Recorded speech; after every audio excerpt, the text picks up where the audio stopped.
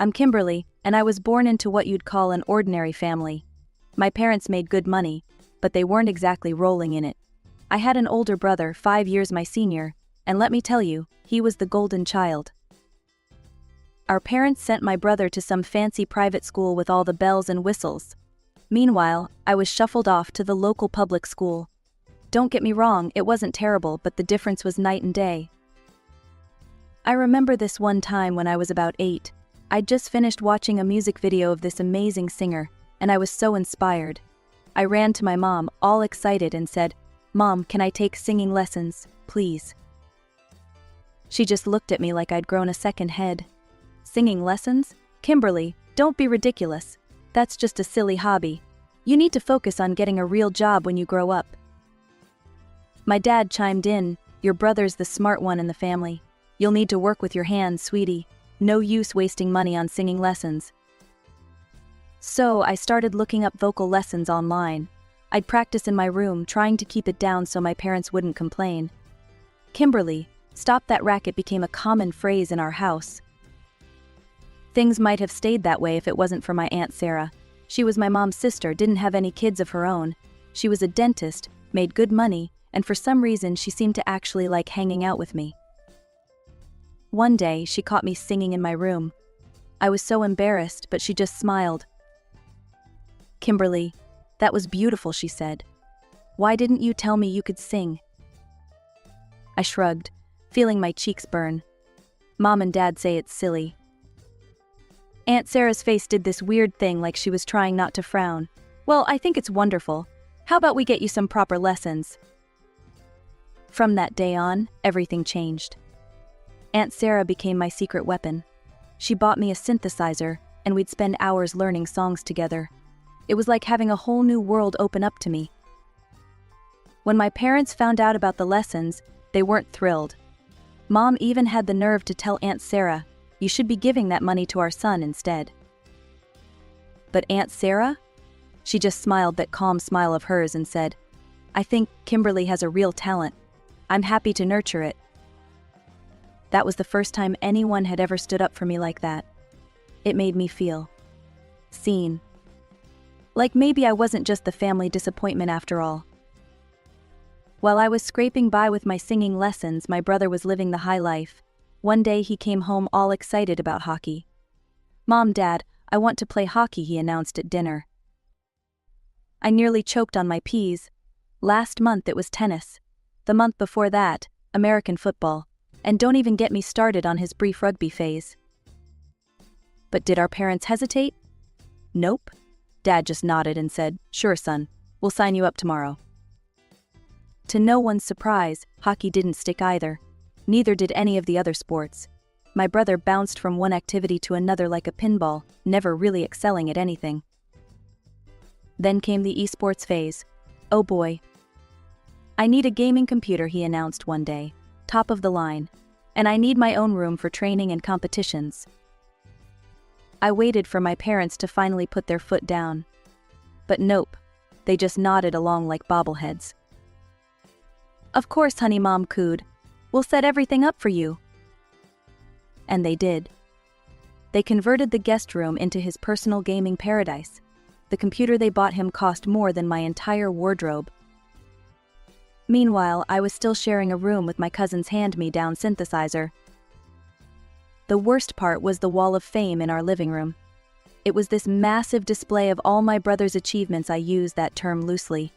There were participation certificates from every sport he'd quit, academic awards from his fancy private school, even a best smile certificate from his 3rd grade yearbook. And me? Not a single spot on that wall. Not even a tiny corner for my straight A's or the singing competition I'd won at school. Things really came to a head when it was time for college. My brother, of course, got into some Ivy League school. Mom and Dad were over the moon. They paid for everything: tuition, a fancy apartment off campus, a new car. The works. 4 years flew by. I focused on my singing, on school, on anything to keep my mind off the unfairness of it all. Aunt Sarah was my rock through it all, always there with a word of encouragement or a new song to learn. Then, one sunny afternoon, my brother burst through the front door. He He had this girl with him, all giggly and hanging off his arm. "Mom," Daddy shouted, "I've got news." They came running, of course, always at his beck and call. "This is Melissa," he said, grinning like he'd just won the lottery. "We got married last week. She's moving in with us." I thought Mom was going to faint from happiness. Dad started talking about clearing out more space, maybe converting the attic. As everyone fussed over the happy couple, I slipped away to my room. I had a bad feeling about what was coming next, and boy was I right. The next month was like living in a bizarre parallel universe. Mom and Dad were all over my brother and his new wife, Melissa. They were redecorating his room, buying new furniture, even talking about building an extension to the house. Meanwhile, I was invisible. More than usual, I mean. I tried to focus on my future. I'd graduated high school with honors, not that anyone noticed, and was eyeing this small college with a decent vocal program. It wasn't fancy, but it was something. I knew Mom and Dad had been saving for my college fund. It wasn't much, but it would cover the basics. Or so I thought. One morning, about a month after the happy couple moved in, Mom and Dad called me into the living room. I should have known something was up when I saw their faces. "Kimberly," Dad started, his voice oddly formal. "We need to talk about your future. We've decided to use your college fund to cover your living expenses for the past 18 years. I blinked, sure I'd heard wrong. "What?" "You're an adult now," Dad continued, not meeting my eyes. "It's time you started paying your own way." The room started to spin. But what about college? I was counting on that money. Mom's face hardened. "Your brother is married now. He needs more space and money for his family. We're giving him your room." I couldn't believe what I was hearing. "So what? I'm just supposed to leave? Where am I supposed to go?" "You'll need to find a job and your own place to live," Dad said, like he was discussing the weather. "You won't be able to afford college without money." Something inside me snapped. For the first time in my life, I felt real, burning anger towards my parents. "You can't do this. I'm your daughter. I'm not going anywhere. This is my home too." For a moment, nobody moved. Then Mom stormed out of the room. I thought that was it, that maybe they'd reconsider. But she came back with a suitcase. "Fine," she spat.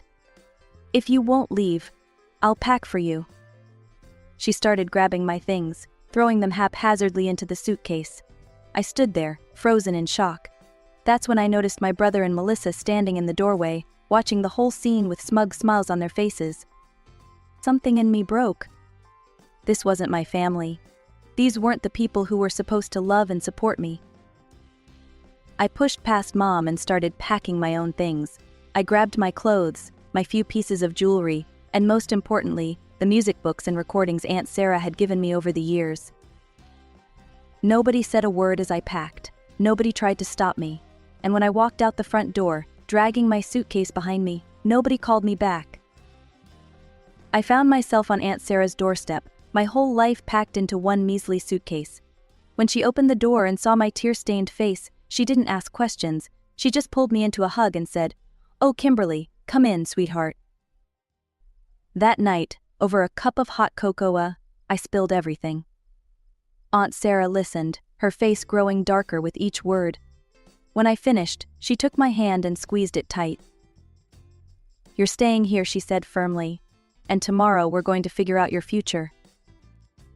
I slept better that night than I had in years, knowing I was finally somewhere I was wanted. The next morning, Aunt Sarah dropped a bombshell on me. "I'm paying for your college," she announced over breakfast. "I've been saving for years, hoping to help you chase your dreams. This is what that money is for." We spent the next few weeks researching colleges. Aunt Sarah suggested we look into programs that combined acting and singing. "You've got a gift, Kimberly," she said. "Let's find somewhere that'll help you shine." We finally settled on a performing arts college in a city a few hours away. It had an amazing reputation and offered exactly the kind of training I'd always dreamed of. When it came time for the entrance exams, Aunt Sarah took time off work and drove me there herself. I sang my heart out, poured every ounce of emotion into my performance piece. When I finished, the panel of judges was silent for a moment. Then they broke into applause. A week later, I got the acceptance letter. I was in. I threw myself into my studies. Every class, every rehearsal, every late-night practice session, I gave it my all. I signed up for every singing competition I could find, performed in every amateur theater production that would have me. If there was a part in a musical, no matter how small, I was there, auditioning my heart out. Before I knew it, 4 years had flown by. I graduated with honors, my final showcase performance earning a standing ovation. And that's when things really took off. A rep from a big musical theater studio was in the audience that night. He approached me after the show, talking fast about potential and opportunities. Next thing I knew, I was signing a contract with one of the biggest names in the business.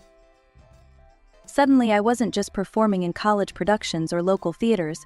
I was on real stages, in front of real audiences, playing lead roles in honest-to-God professional musicals. It was terrifying and exhilarating and everything I'd ever wanted. Through it all, Aunt Sarah was my rock. She came to every performance she could, always sitting in the front row, always the first one on her feet for a standing ovation. We'd go for late-night pancakes after each show, and she'd gush about every little detail of my performance. Looking at her beaming face across the table, I realized something. This woman, who had no obligation to me beyond being my mother's sister, had given me more love and support than my own parents ever had. She wasn't just my aunt anymore. She was the mom I'd always wished I had. Life was going great. I had just landed a lead role in a new musical that was generating serious buzz. One afternoon, I dropped by Aunt Sarah's place, bursting with excitement about my plans and prospects. "Aunt Sarah, you won't believe what's happening," I gushed, detailing my upcoming projects and dreams.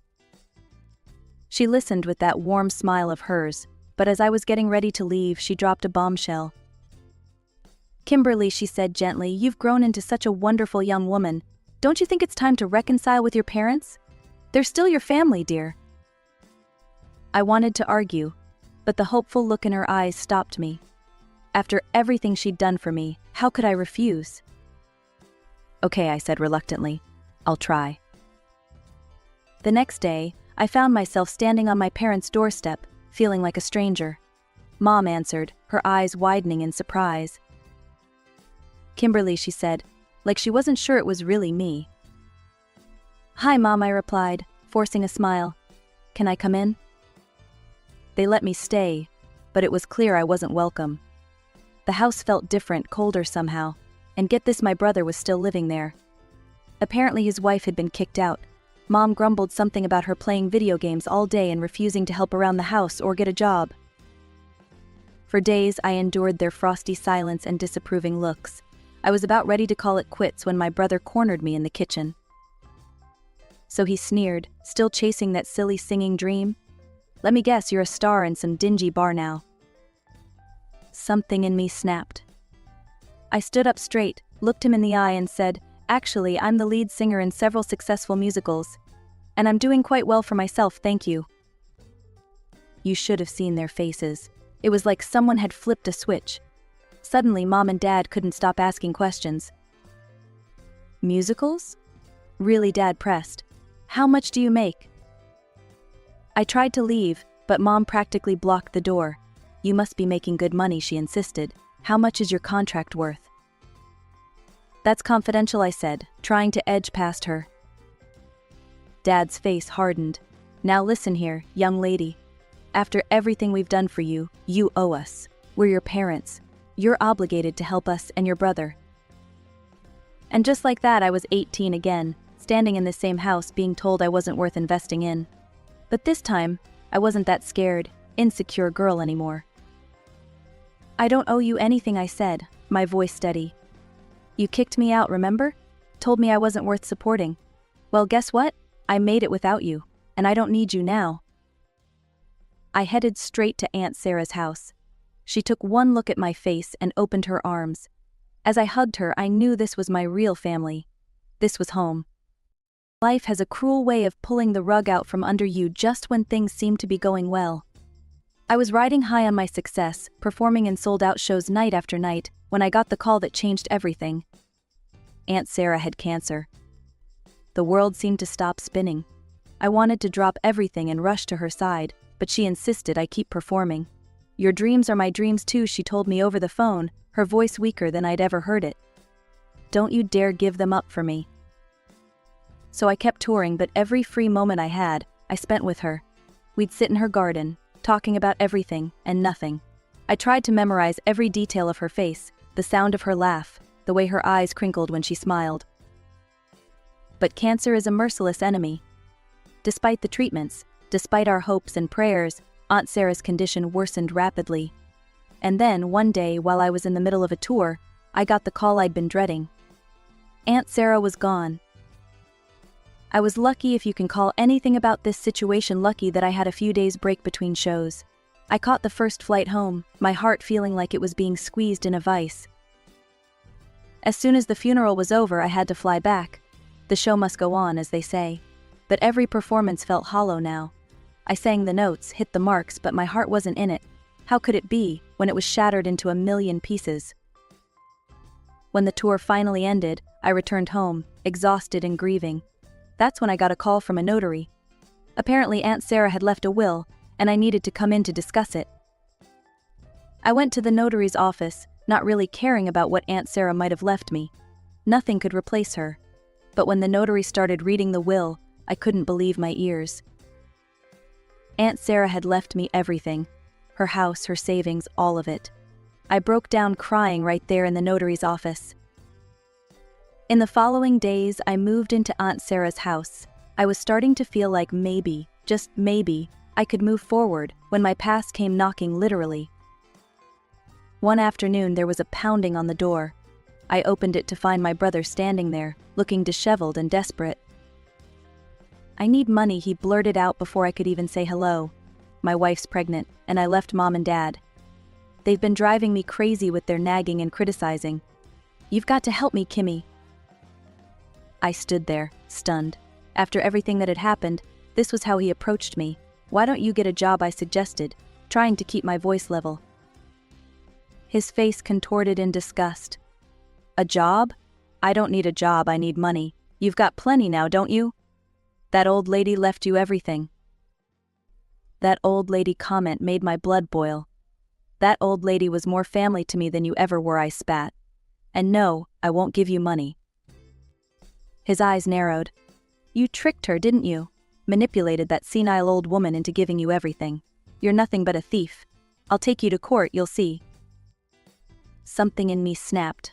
All the grief, all the anger I'd been holding in came rushing out. "Get out," I snarled. "Get out of my house right now. You want to take me to court? Go ahead. Try explaining to a judge how the sister you abandoned deserves your handouts. Go on, get out." I slammed the door in his face, my whole body shaking. As I leaned against the closed door, I realized something. This house, this inheritance, it wasn't just a gift. It was Aunt Sarah's final act of love, her way of protecting me even after she was gone. Just when I thought the drama with my brother was over, my phone rang. It was my parents. I almost didn't answer, but something made me press the green button.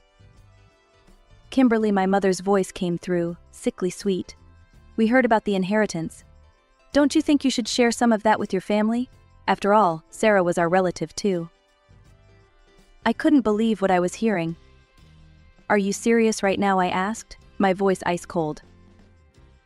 "Now, Kimberly," my mother cooed, "we're just saying, family should help family. You've got so much now. Surely you can spare some for us." That was it. The last straw. "Family," I spat. "You want to talk about family? Where was your sense of family when you kicked me out? When you told me I wasn't worth investing in? When you chose my brother over me every single time?" There was silence on the other end. "Let me remind you of something," I continued, my voice shaking with anger. "Aunt Sarah left me everything because she believed in me when you didn't. She supported me when you abandoned me. You don't get to be family now that it's convenient for you." I heard my mother's sharp intake of breath. Then my father's voice, cold and hard. "You ungrateful little rubbish. After everything we've done for you." I hung up. My hands were shaking, but I felt lighter. Like I'd finally said everything I'd been holding in for years. But it wasn't over. Far from it. The next day I started seeing posts on social media. My parents were on a warpath, posting long, teary-eyed statuses about how their daughter had stolen their sister's inheritance. How I was a manipulative thief who couldn't even be bothered to organize a proper funeral for my aunt. It was all lies, of course. The funeral had been beautiful, exactly as Aunt Sarah would have wanted. But the truth didn't matter to them. They were out for blood. Relatives I hadn't spoken to in years were suddenly in my inbox, calling me horrible names. Old acquaintances left nasty comments on my photos. It felt like the whole world was turning against me. Every day brought new threats, new insults. My parents created fake profiles to harass me when I blocked their main accounts. My brother joined in, spinning wild tales about how I'd tricked a senile old woman out of her money. Then I heard through the grapevine that they were planning to sue me. My brother, my parents, they were all looking for lawyers to contest the will. For a moment, panic set in. What if they won? What if they took away this last gift from Aunt Sarah? I hired a lawyer of my own, just in case. But it turned out I didn't need to worry. My lawyer smiled when I told him about the threats of a lawsuit. They don't have a leg to stand on, he assured me. The will is ironclad. Your aunt was of sound mind when she made it, and she was clear about her wishes. They can try to sue, but they'll lose. And they'll lose badly. Hearing that was like a weight lifting off my shoulders. The law was on my side. Aunt Sarah's wishes would be respected. The harassment didn't stop overnight, but knowing I was in the right gave me strength. I started blocking accounts, reporting the worst offenders for harassment. Slowly but surely, the tide of public opinion started to turn. 2 years flew by in a whirlwind of spotlights, standing ovations, and dreams come true. I had become the successful musical actress Aunt Sarah always knew I could be. My face graced billboards, my voice filled theaters, and I even found myself on TV, still pinching myself to make sure it wasn't all a dream. Life was good. Really good. I was touring internationally, singing my heart out on stages I'd only ever imagined. Every performance felt like a tribute to Aunt Sarah, a way to honor her belief in me. Then came the night that changed everything, again. I was back in my home state for a series of shows. It was a sold-out performance, the energy in the theater electric. As I stood center stage, pouring my soul into a heart-wrenching ballad, the entire audience holding their breath, it happened. 2 figures stood up abruptly, unfurling a large, hastily made poster. Even from the stage, I could make out the words, "Kimberly stole our money." My heart stopped. I'd recognize those voices anywhere. My parents. "She's a thief," my father bellowed. "She manipulated her aunt and stole our inheritance." The spell of the performance shattered. Whispers rippled through the audience, growing into a confused murmur. My co-stars froze, unsure what to do. I stood there, spotlight burning into me, feeling like that scared 18-year-old girl all over again. But only for a moment. As security rushed to remove my parents, as the stage manager frantically tried to regain control, something inside me snapped into place. This was my stage, my life, my moment. I stepped forward, my voice cutting through the chaos. "Ladies and gentlemen, I apologize for this interruption. Unfortunately, those people are my estranged parents who have been harassing me for years. But you know what? Their actions can't touch me anymore. Because every time I step on this stage, I'm living my dream, and no one can take that away from me." The theater fell silent. Then, slowly, applause began to build. It grew and grew until it was a roar, drowning out my parents' continued shouts as they were escorted out. We finished the show, and it was one of the best performances of my life. Every note, every step felt like an act of defiance, a declaration of my right to be there. The next morning I called my lawyer. Enough was enough. It was time to end this, once and for all. We went to court armed with years of evidence, social media posts, threatening messages, eyewitness accounts of their disruption. The case was clear-cut. The judge issued a restraining order against my parents, legally barring them from contacting me or coming near my performances. In the years that followed, my career soared to new heights.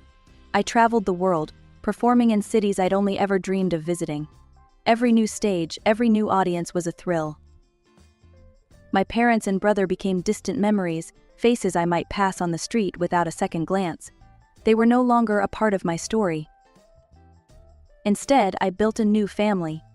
Fellow performers, friends who stuck by me through thick and thin, fans whose lives I touched with my music, and at the center of it all, the memory of a woman who saw a spark in a young girl and did everything she could to help it blaze into a fire.